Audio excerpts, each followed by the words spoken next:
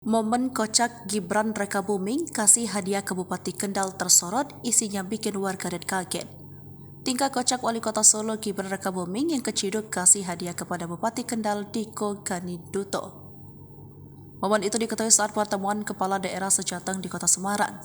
Dilansir dari Instagram @Diko Ganinduto, Selasa 5 September 2023, tampak Gibran tengah asyik bercerita dengan Diko. Di tengah pembicaraan mereka, tiba-tiba anak Presiden Jokowi itu mengambil sesuatu dari kantong bajunya. Mereka pun akhirnya berbincang-bincang sambil ketawa ke TV.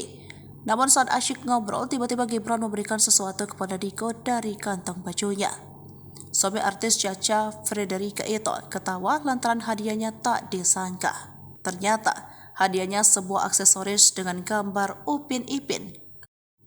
Hadiah spesial dari Mas Gibran, tapi kenapa ya saya dikasih ginian?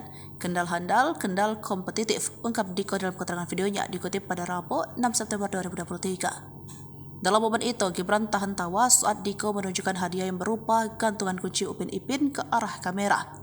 Sontak saja postingan itu menuai komentar warganet yang kaget dengan aksi Wali Kota Solo tersebut.